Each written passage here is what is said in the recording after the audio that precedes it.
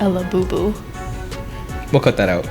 I'm just trying to marry rich at this point. I'm not gonna lie. Might as well. Like guys with loud exhaust. I'm like looking at this thing. I'm like, she on drugs? Yeah, Like what the hell is that? people are. If you guys keep this up, I might as well have a baby mama before I get married. What do you mean you want more money? I'm like, yo, let's just want some more money. Yeah. What do you mean? Whoa, girl, you can't be making more money than me. Don't date them. Like, ew. Bruh. Yeah.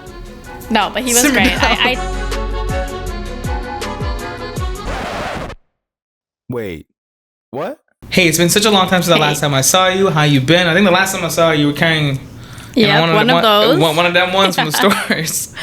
Yeah, it's been good. I just had my son last year. He's 1 now. Congratulations. So thank you. So between him, my daughter, and work, it's just been wild. Yeah. I'm not gonna lie, like before we get things off, like I don't know how you guys do it. Like obviously we're at the age where we have friends who are getting married, friends who are popping out 1 or 2 kids, 3 kids, some of them, and like every time I see them, I'm like, oh, Chris, when are you having a kid? Yeah. I'm like, if you guys keep this up, I might as well have a baby mama before I get married, because it's like now I feel like I have FOMO. Yeah, like, I have to be a part of this. You're not having FOMO. No? Like, you're not missing out on anything. Enjoy your life before kids come. It's a new kind of fun when kids come. Yeah. It's a lot of work, but it's so rewarding to see them grow. They're literally like mini yous, but definitely live your best life. There's no rush for kids. You know, to that point, I think I'm gonna adopt the role. Not even adopt. I'm just gonna embrace it. I'm that fun uncle that shows up at like the baby shower. That. I'm like, hey. Yeah, I can totally see you being a fun uncle. Yeah. They see like, oh my god, Uncle Chris. I'm like, yeah, you know what's good. Yeah. They start crying. I'm like, all right, where's your dad?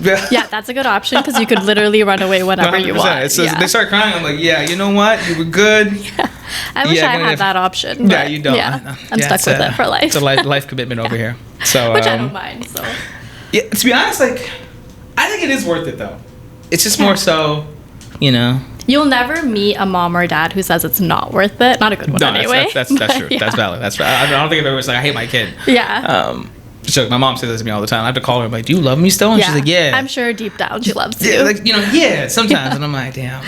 All right, let's just get into it. We'll dive right into some questions here. While you're here, why don't you quickly introduce yourself to the folks who don't know who you are, who you are as a person, what you studied, all that jazz. I'll try my best not to sound like a job interview, but okay. You can flex on it and be like, I do this. I mean, there's not much to flex. So hi everyone, I'm Harshini. I studied marketing at York University with Krish actually, so that's how we know each other. Yes. I currently work as a senior marketing manager for a B2B tech company. And besides my 9 to 5, I own a South Asian jewelry business, e-commerce. So that keeps me quite busy, plus my 2 kids, plus my husband. So between all of that, life is chaotic, but it's fun. Yeah, no, that's crazy. Like the whole introduction, I know you didn't want to flex on it, but like, so let me just backtrack a bit. You a mom, you obviously a wife to a wonderful husband. You have 2, you just popped out 2 kids. Yeah. You work a 9 to 5. And you do a side business on the side. Yes. That's crazy. Yeah. We're not even in the same bracket at this point. I'm like, I could barely figure out what I want to eat on Fridays. You'll get there one day. I still think about what I want to eat on Friday on the Monday. The Monday will be like, ooh, what am I going to eat on Honestly, I think about what I'm going to eat all the time because I just prioritize my kids and then I'm like, okay, they're done with. What do I do? Yeah. I have girl dinner a lot. Yeah, no, I didn't know what girl dinner was until someone showed me. I don't know if this is girl dinner, but like it was just like was it those boards? What are those boards called? Oh, the charcuterie boards. Yeah, girl dinner is literally like the bare minimum. and then a glass of water. I'm like, that's bruh. it. Yeah, mine would be like ice cap, and then that's perfect. Yes, my ice cap addiction. Yeah, it hasn't changed. Yeah, no, I remember the days when you would just be like, right after class finishes, you'd be like, ice cap. I deserved it. Yeah, it's time to go. Gotta go. Yeah, I know. I think about that all the time. I literally had no life in university. Yeah, it was the ice cap, and then you'd be like, I gotta go to the last piece, guys. Yeah, nice to see you. Bye.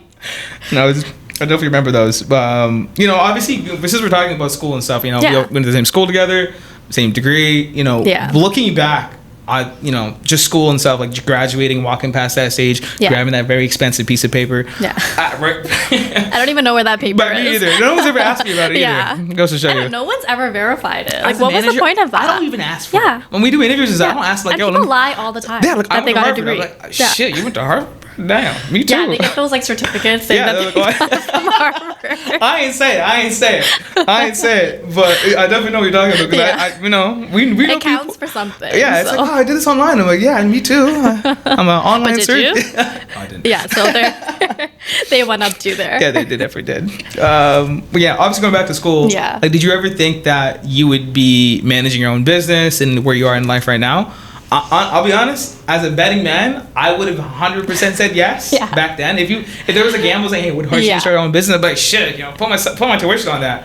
Yeah, I think I like came out the womb, but knowing I was gonna have my own business, like it was always something I wanted to do, and I knew I also wanted to go into marketing because I saw my sister. She was just such a boss in marketing. She worked for Microsoft.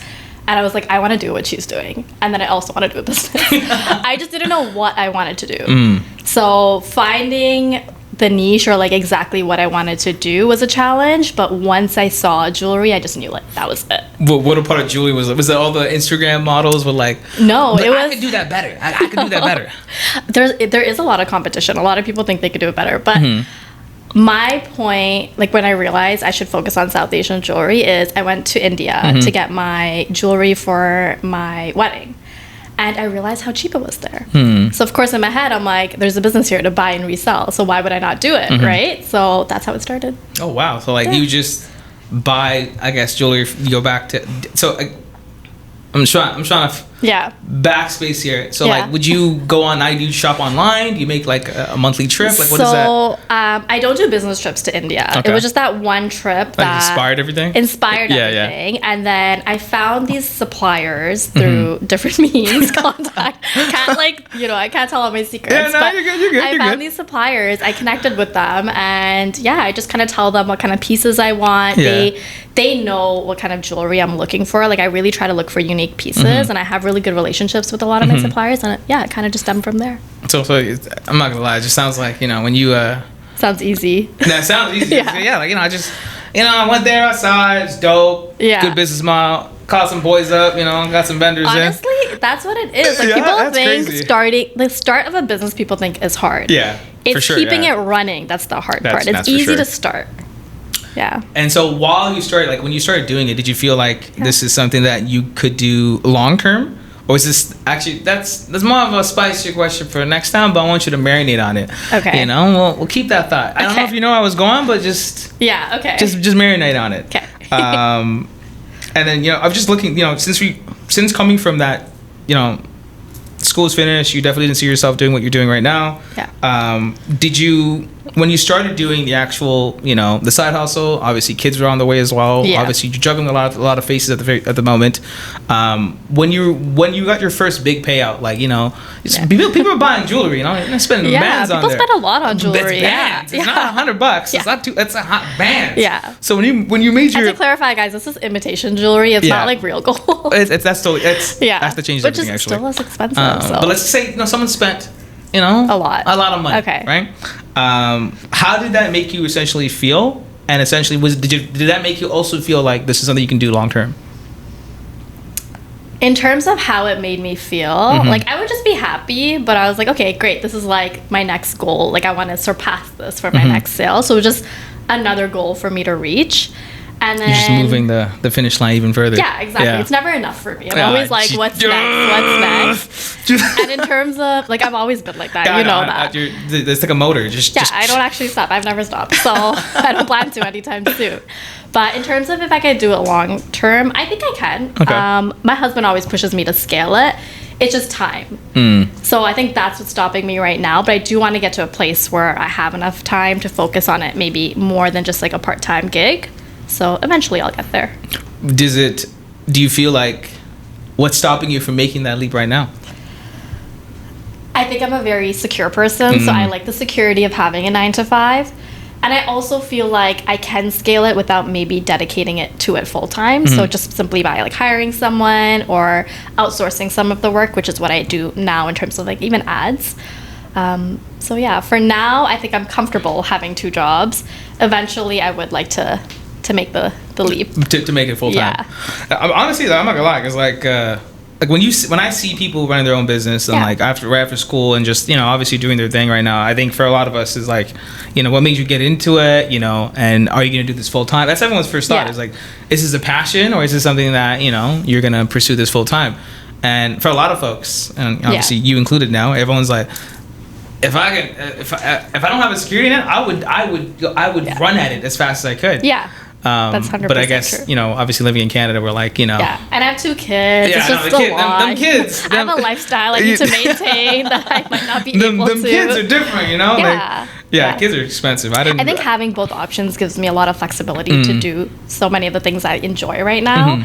If I had to do Jodibox just by itself, I may not be able to enjoy it as much. If you were to go back, you know, in time, right? Obviously, you are where you are right now. Yeah. You're killing it. You got a 9-to-5 job. You got a beautiful husband. You got 2 kids. Yeah. You know what I'm saying? Like things are looking good. If you were to go back in school when we finished STEM, we got that expensive piece of paper. Yeah. What would you do differently? I don't think I would do anything differently. I would do all kinds of things different. I'll tell you that. I would have dropped out. I know you would. I would have done things differently for you too, honestly. Like thinking about you in university, you're like such a different person now. Yeah, no, I'm not even remotely even. Yeah. I have some of my old videos from my recordings. I don't know if you remember, like we recorded our presentations and stuff. Yeah. So I have some of those, and I look back on this, and I'm like, I used to talk like that. Yeah. That's crazy. So to give context, like Krish and I did marketing together. But in retrospect, now talking to you, you're such a sales guy. It's like it just clicks. It makes sense that you're in sales, and you're also like one of the funniest guys I know. So I used to always tell Krish, "Here it is, not paid." But, like, I literally used to always tell you, like, make a YouTube channel, do a podcast, do something by yourself, and you'll do great. So I'm glad you've got here, but. Yeah, it took me, you know, I did some side quests here. Yeah. I did you know, took Everyone needs a side quest. Yeah, it's okay. I took way too many side quests, and then I realized, you know what, these. Time to get serious. Yeah, it's time to get serious. I'm not going anywhere. Yeah. And so back to square one. So so you wouldn't do anything differently. You'd follow the same path, same job, same career trajectory. Would you go back? I guess I'll add some spice to this. Yeah. Would you go back and knowing what you know now, would you go all in, knowing that you don't have kids and that security, all in on Jodibox? No. Because I think my work experience really made a difference in terms of like cultivating the corporate ladder that I climbed and how confident I may feel now. Actually, going back to your question, I think the only thing I would do differently is I wouldn't, like as a young person, when you get offered a salary, I would just take it. 100%. And I feel like in retrospect, thinking back, I'm like, I should have asked for more. Yeah. You know, and like that's the only thing I would do differently. Or I would just like aim for roles that were higher than like what I thought I could achieve because it comes back to imposter syndrome. I had a lot of it, and I feel like I shouldn't have had a lot of it because I had the experience to back it up. So that's the only thing I do differently. I don't think you're alone in that. I think everybody. I have imposter. I still have imposter. Yeah. People are like, oh, you're so good in front of a camera. I'm like, bruh. Yeah, I think everyone feels it, but I think women more than men. For sure. That I can understand. So, I think it's more of like the confidence that comes with, you know. Yeah. I think men are just more naturally a bit more. Yeah. I mean, the world just naturally favors men more. Wow. So this is not feminism. I swear to God, this was not about this. It's true. So that's the only thing I would do differently. I would just advocate for myself a bit more. No, I think that it's funny you mentioned the pay thing. Yeah. I remember when I got my, you know, I switched jobs, and then I'm in this last job interview. Yeah. And he offered me less than what I was getting paid. But it wasn't much though. Like it was maybe like, you know, whatever. I'm not gonna get into like particulars, details, but he offered me less. So I'm like, you know, would you be able to match it? I'm like 24 at this point, 23 maybe. I mean, would you be able to match it? 24, 25. And he's like, you'll make more money in commission in 1 quarter than what you're asking me. At that point, I stopped, looked at him, I'm like, I'm glad to be here. I'm glad to be here. Was that your pivot to sales? Yeah, that was my pivot to sales. So like that was, I didn't understand what I meant. Yeah. But I didn't know how to negotiate. I was just like, The numbers just made sense. I was like, I'm down. What do you mean? What do you want me to sign? Honestly, if you're good at sales, you can make a lot of money. It is, yes. Yeah, I think sales is definitely, like if you're good, I think it's great for people who can handle rejection. Yeah. It's, you know, I think rejection comes with a lot of sales, and like you being good at sales is like, yeah, see, I would never be able to do that. That's why I'm on the marketing side. I hide behind like an email or an ad. You're like picking up the phone. That would give me a heart attack. I would die of like anxiety. Call us like something happened, like blah blah blah, and figure it out. We also go to marketing. You guys would be like, hey, can you guys create me some material? I'm presenting next week. Can you just give me stuff? And I'm like, sure, here you go. I'm like, can you just, create me a quick one pager? A quick one pager? Yeah, the one pagers are going to be like the death of me. Yeah, I love my one pagers though. Sales always loves their one pager. It's so easy to look at it, 4 or 5 points. Okay, I got mine. Yeah. Anyways, I know we completely got off track there, but we derailed. Yeah, no, but that's the whole point, right? To talk about some of those experiences that tie into, like, I think a lot of kids from out of university still would have the same issues. Now there's TikTok where you just watch some dude be like, well, this is how you negotiate. I'm like, I didn't have this back then. No, seriously, I learned so much from TikTok. It's crazy. Even just like, I remember I used to be I still get really nervous presenting, but I would spend hours on TikTok. Like, how do I present better? That's what I did, Yeah, even like you said, like, I used to be nervous when I was in school. Yeah, Chris used to be so nervous presenting. Like, he would stutter, and I would be the one, like, so good at it. And now the roles have reversed, where I get nervous presenting, and he's just a natural. Now it's it comes with practice. But I think the biggest realization for me, and I guess is advice for everybody, is once I stopped caring about what the audience thought of me, I'm like, you don't know more than me. Yeah. And then my confidence went. You can't doubt yourself. Yeah, you can't doubt yourself. The moment the second that I let go of that fear that they know more than me, they're better than me, I immediately start to crumble. I feel really small on that stage, whatever it is. After that, I'm just like, nah, I don't care anymore. Yeah. It's just that's good. It's my show.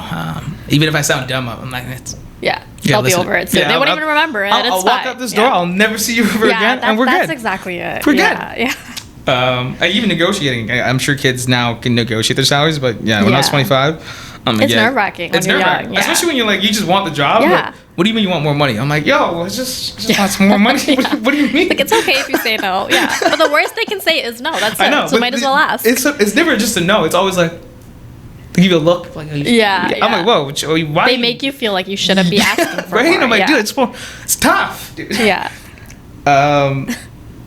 Obviously, we've talked about a lot of, the school, coming from school, doing your thing now, work, and the pressure of having work and stuff. Yeah. Obviously juggling all those faces is never easy. And I've seen it firsthand from a lot of, friends of mine, yourself included. Yeah. If God were to come down right now, like he just magically appeared and he's like, yo, what's up, man? I'm here. And he gave you a wish. And the wish is like, I'll give you 2 hours of a day. Okay? And you get to pick on what you want to work on. I'm going to scratch the 9 to 5 out there. I'm just going to scratch it off because if you say that, I'm going to be like, you lying. But the other 2 options is either working on your Jodibox. Like, this is you said you wanted to go all in. Would you want to spend those 2 hours? Like, this is God-given hours. Like, it's very important. Versus what? Like, would you spend 2 hours with your kids? Oh, my kids. Come on. That's like, I'd be the worst mom in the world if I said Jodibox. The reason I bring this up is that for a lot of moms, it's like, I think the answer everyone would say is what you're saying. For sure. It's like, I'd love to spend time with my kids, but then some people can't, they don't have the other part. Option. And so for them to be like, yo, if God could give me a boundary for 2 hours and be like, yo, I take care of them kids, you get 2 hours, that's the angle that was coming from. But but you're right. No, I think if you said anything otherwise, I'd pause and be like, I'm gonna have to edit that out. 1000%. No, it's more of a, I think it's just because it comes from, the question stems from a lot of fact that, you being in the workforce, you see a lot of moms in the workforce who are working from home. Yeah. And I've also seen it firsthand where, like, I'm in an interview or I'm watching a team member and I have the kids in the background, just going AWOL, yelling. Yeah. And the dogs. And we're trying to hold it together as much as we can. Yeah. And then the kids are riling up the dog. The dog's in the background getting riled up. And she's just sitting there completely straight faced looking at me like. Because we have to be, right? We have no choice. Like, it's some women don't have childcare. They're like forced to do work and watch their kids at the same time. It's crazy. That's where the question comes from. It's like, if God were to come down and be like, yo. Yeah. I got you for just 2 hours, though. I got you. Yeah. What would you want to do? Do you still want to spend them time with them kids, or do you want like 2 hours of spa time, 2 hours of just like I'm making you change your answer. Essentially, I'm just You're like trying to get me to pick something else. It would be with my kids because I am very lucky that I have a village to help me. So if I do need a break, like my husband will watch the kids, my mom, my mother-in-law, like I do get that help. So I don't really feel like I need to Do 2 hours. Yeah, do 2 hours. That's like fair. I can That's take fair. that time off if I need. I do have that support. Yeah, having that village is clutch, especially It when makes all the you're difference. especially for moms, like mothers, moms. Yeah, I would say someone without a village would say, "Give me those 2 hours of peace and quiet for sure." Get them kids away from me. Yeah. I have support. Even like I have so many days where I'm like, I'm done. Take the kids, you know. So I have a friend of mine who recently connected with me on Snapchat. Like I delete Snapchat once a year. It's like no, I delete it. I download it once a year just to read snaps again. Then I re-delete it. It's like a habit. I've been doing this for like the last 5 years. And someone magically found me on Snapchat and added me as a friend. Someone I used to go to high school with, a close friend of mine that we just lost in contact. She's a mom now. She has 2 kids. And now all she does is just send me videos of the kids. Yeah. And I just sit there and watch these kids and I'm like, them kids are rugrats, man. But they're super cute, they're nice, they behave. Yeah. But just watching them just go AWOL, like while she's like recording, I'm like, I'm not gonna lie, I'd probably lose my shit too. Yeah. It's like curing your baby fever. Yeah, I know it is. That part cures it. Then I see the and then you're back off. Yeah, then I'm like, all right, never mind. Given the pressure, obviously, there's pressure that comes with any job, but obviously, you know, you play a role that is, you know, like I would never. To be honest, I'd pull my hair out if I was you. I'll be honest. I do. I have very little hair now. You gotta tell me twice. I'm working on it. Do you ever feel like you just want to quit everything, say screw it, you know? Yeah. Not the kids, like you already have the kids are part of it. It's a lifetime commitment. But like screw the job, screw a 9 to 5. Like I'm gonna go get an acre of land and back in, you know, Jeff now, back in God knows where. Just get an acre of land and just be like, yo, I'm just gonna chill. Honestly, my husband and I talk about it all the time. Like it's like a combined like thing. But sometimes I'm like, I just wanna leave Canada, go to a nice warm country, not too hot. And just like live a digital nomad lifestyle. And you know, a lot of these digital nomads, they don't even make that much, but they just have so much freedom to do whatever they want with their time. And I think as I'm getting older, like that's what really matters to me, like how I'm able to spend my time. I want to be doing anything I want during that time, not because I have to do it. You know, so all the time. I just want to like scrap everything and leave. I think it's a thought that everyone I don't know if it's just corporate culture that makes people feel that way. Yeah. Because when I speak to I used to work as a cashier back in Target, you know, when I used to be around.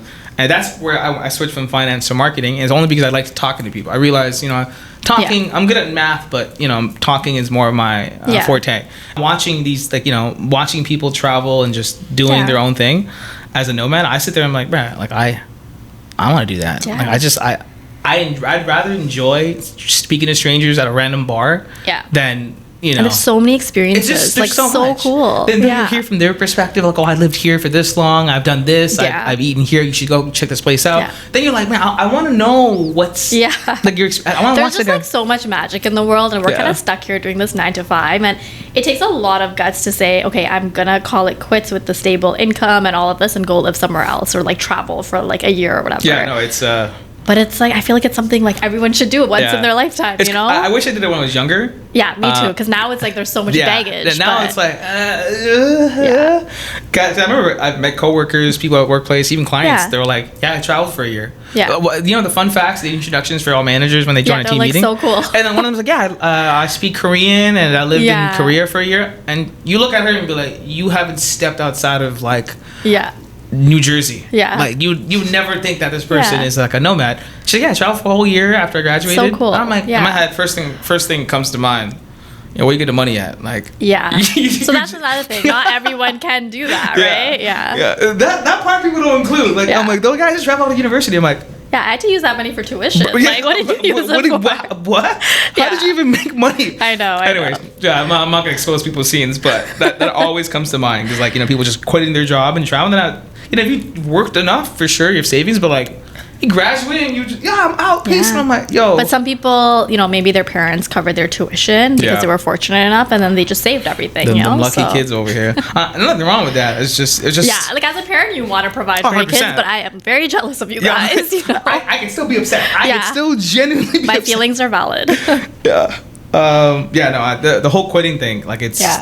I don't know if it's just a corporate culture here, because I had a friend of mine. We just where I currently work, we opened up a London office, and someone told me, hey, they have like the WeWork offices here. They have beer on tap. Yeah, I'm like, what? In London, they got that. like the culture. But in Europe, the lifestyle is so different. Yeah. They're a bit more lax. They're a lot more casual. Yeah, we're so serious here. It's like, you know, like I'm not gonna lie. If I don't got cold brew in the morning, if I go to the office, Yeah. It's a big deal. Yeah.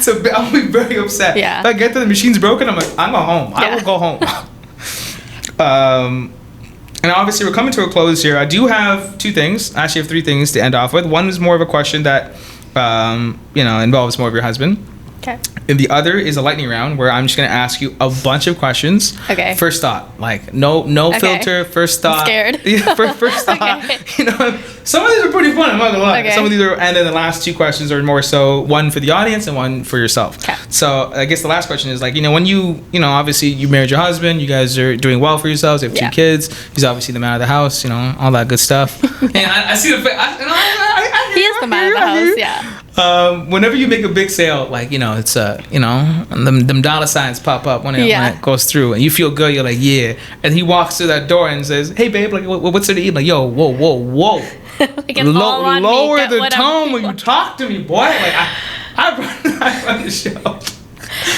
Honestly, he knows I run the show. Like, he knows no sale is like enough for me, but you know what? He has that same mentality himself, so it works out. But he knows he's probably tired of my Miss Independentness. Like, yeah, no, well, I'm sure that's what he married. So yeah, exactly. I don't think you'd be like tired of that. It's like core quality. It's like me saying, "Oh, Chris, like you stop making jokes and stuff." I'm like, well, you tripping? Yeah, well, yeah. I'll just stop talking to me. Yeah. That's good to hear though, because I feel like a lot of men in relationships, especially with someone that is, you do a billion things and you're always moving. I think I have to explain to my mom, like it's like a little motor, it's just constantly just always firing. It's funny because my husband says the same thing, but he's like, he thinks it's like chaos, like chaotic. No, I think it's just goddamn machine. It's just like constantly being fueled by ice caps. It just constantly That's so true. It's just constantly at full speed, 24/7. Yeah. Every time I think about a chill, I just think about like a fast moving vehicle, just full speed, headed to collision. Yeah, honestly. there's no brakes. It's like there she goes. The reason I bring this up, and the reason that question comes from is like, when you have a lot of guys who date women, and sometimes they get, I wouldn't say intimidated, or they get scared of the success of like, oh, my girl's making more money than me, my wife's making more money than me. That's the thing. It's like I wouldn't say attack on their pride, if you will. Yeah. That's what I wanted to see. Like, I'm not saying I have to, but I'm saying honestly, if that was you. My husband is just as ambitious as me, and he's just as hardworking. Brings in just as much. Do you guys motivate each other? Like, if we do. Like, he actually is such a supporter of mine. Jodibox branding, all him. I kind of tell him the vision. He creates it. He's a designer. So we work really well together. It's never like I'm doing... Yeah, it works out. We're like in such synergy. And it's never been a point where like I'm above him or he's above me. Like we very much work together, I think. And we support each other. What's your advice for women in those positions where you have like men being like, whoa, girl, you can't be making more money than me? Don't date them. Like, ew, don't even marry them. Like, that's just weird. You would want a guy who would support you no matter what. If my girl made more money than me and she's a millionaire, best believe that's like a red flag. I will stay home and I will be the greatest stay-at-home husband you've ever seen. I would be so good. I'd be going to the gym every single day, so I could, I'd be, good eye candy for her. I'd cook like all a the Pilates meals. princess life. Like I would be a trophy husband. You have me now. I'm not 6 foot yet, but I'll make myself 6 foot. Yeah. No, I think it's so weird when guys get like turned off by that. No, I think it's more of it could be a multitude of different things, but I definitely do think it comes from a bit more, I'm the man, I should be making more money than you. Like those it's a very traditional values. like mindset, but each to their own, like, so be it. I personally, I don't give a damn, girl. You making the money, but bro, I want to go on a trip. What are you saying? Yeah, I'm gonna go on vacation. You work hard. Yeah. It's good. Like, you pay for the tickets or what? I'm trying to get that my husband to do. I'm like, please, just let's be rich so I can retire and do nothing. That's what we're trying to do that just you know, I'm just trying to marry rich at this point. I'm not gonna lie. Might as well, right? Might as well just go to India, just call it a day. Like, I'm a doctor. Yeah. Doctor of this bolt. And they'll barely be home too, so it's like perfect. Yeah, they won't even know what I'm doing. I wouldn't even care what they're doing either. Yeah. It's like, are you gonna be home today? I'm home all the time. Yeah. What do you mean? So we'll kick things off with a lightning round, So put some marination in there. Some of these questions are spicy. Okay. The goal is to be as, I'll say it could be a short question, it could be a long question. First thought. I'm so scared. First thing comes to mind. Don't worry, none of the questions are bad, but I'll keep you on your toes. Okay. Would you rather go viral for something that's embarrassing or flop on your entire dream project? flop on my entire dream project. I can't handle embarrassment. Like, I can't. I would die of anxiety. I just can't do it. Yeah. So, well, that's fair. That's fair. What is your most unhinged ick? Like, guys with loud exhaust. When people are stingy. It's like, if you're counting every single dollar, like, ew, ick. That's fair. I have friends who still do that. Yeah. What's your most toxic business trait? I can be a know-it-all. Like, I refuse to listen to advice. My parents and my husband will say, you should do this. And I'm like, no, absolutely not. So, yeah. Sorry. But not sorry. Yeah, sorry, not sorry. What's the most ridiculous client request you've ever gotten? Honestly, sometimes I swear people think I'm like Amazon Prime. They'll place an order and they want it delivered like that day. So I do get some of those requests, and I just tell them, you know. Well, what is the expectation? So I say 1 to 3 business days for it to get processed. So that means it goes out in 1 to 3 business days. It could take maybe 2 to 3 days to ship after that. That's not bad. Which is like standard for most that's stores. not bad. But again, Amazon Prime has spoiled a lot of us, including myself. Like, I expect instant delivery. I'm not gonna lie, because knowing that it's coming from me, I'd be like, it's gonna be like 2 weeks minimum. That's what I would think, right? No, people. No, same week is pretty dope. Yeah, I get some of those requests. If your life came with a warning label, what would it be? Like flammable? Like fiery. Flammable? Yeah. Because you know how you're always like, oh, I'm go. Like, that would be it. Yeah, definitely fire. Like, never stops. Combustible. Combustion? Is it combustion? Yeah. It's combustible? Yeah. Combustible. Eventually I'll get there. You get one free pass to lie. You can lie about anything to anybody. What would you use it on? I lie to my kids a lot.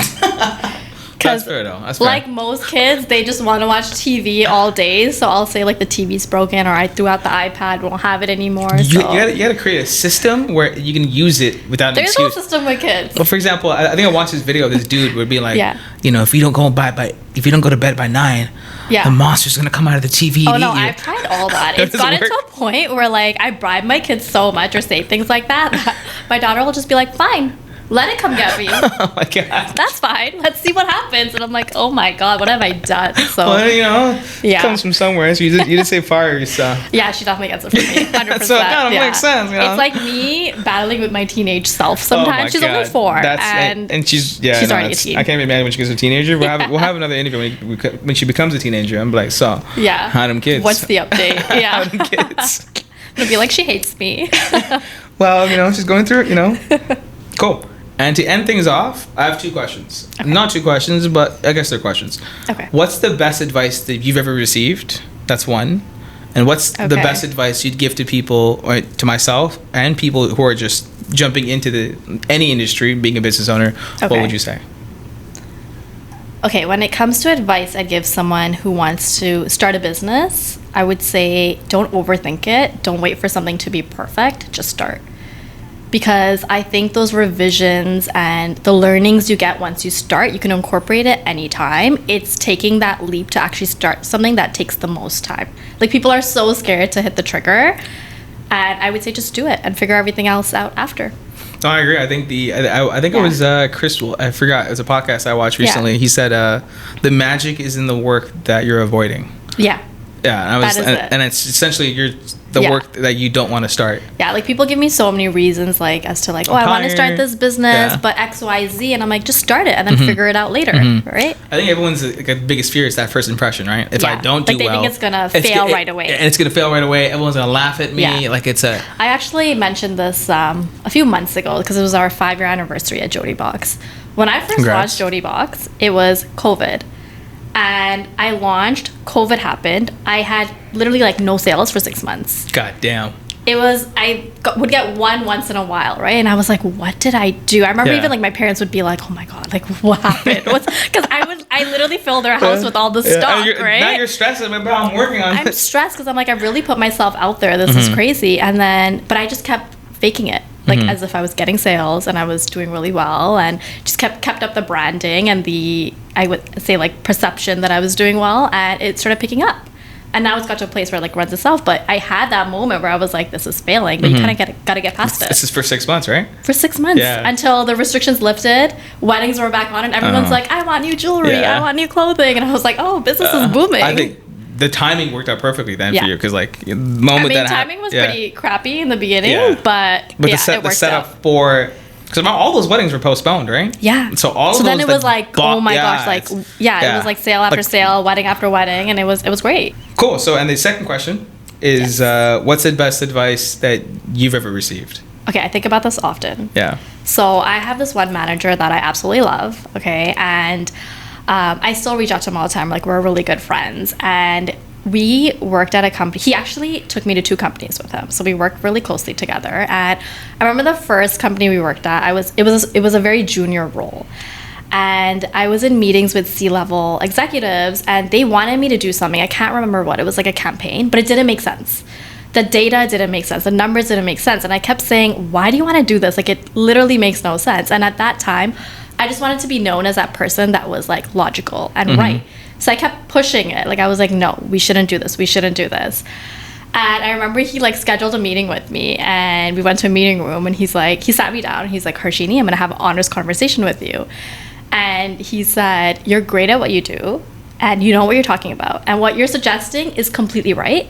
But at some point in your career, you need to know when to just say, sure. And that advice like completely changed my life, because it made me really realize that the corporate world is just a game of politics. Ugh. Right? You're going to tell me twice. So he was like, at some point, you just have to be like, yes, man. Like, just say yes to everything, you know? And he's like, make your case once. And if they still want to go ahead with it, just let them. And because when it comes to promotions, raises, they're going to think about who's the person who's like willing to get stuff done and who didn't give me any agreeable. Who's like the most likable person, right? And by not agreeing with them, you're not unlikable. So that advice really like changed the game for me, and I took it with me to every other job. And now at a point where I'm like, sure, I make my case once. If you don't want to do it, okay, no problem. You can't say I know and told you. Yeah, exactly. Because I really do see my 9 to 5 now as a means to like live my life full time outside. Like, I saw a quote that says your 9 to 5 should be like a part time to your full time life. Yeah, no, that's the best. The way that your manager just like explained it to you, or like it's 100% true. Yeah. Everything, we think that we make big splashes, right? Like we do. I'm sure we do move the needle along for sure. I don't think anybody just moves. I don't think the needle moves by itself. There is a giant machine that goes to work in these big companies. Yeah. And you're part of this machine. Yeah. And I think the thing that we, especially when you're younger, we go in, we're like, big change. You want. You're like so eager, right? So eager. You want to prove that you know what you're talking about. That was me. Yeah. You're throwing pennies into the goddamn ocean. Exactly like it means absolutely nothing. Yeah. Nobody cares. Some C-suite level person will read your message and you'll be like, yeah, cute, and move on. Let's do it anyway. Yeah. Let's just do it anyways. Like, just do it. Yeah. That is such great advice. Yeah. I would strongly, I don't think I've ever come to that realization, like in the fork of the road, being like, they're not listening to me. I was just like, you know what? Yeah. I'm going to pay enough for this. Yeah. See, it was just such a junior role that I was like, no, I want to be known as a person who is like, really knows their stuff. But yeah, that advice like changed my whole perspective on how I looked at work. Yeah. Yeah. Especially for like kids coming out of university, like, just don't be that guy. Yeah. And we heard a lot that, the corporate world is all about politics, but like that was a real life moment where I could like actually like saw it firsthand. You booked time slot in my calendar.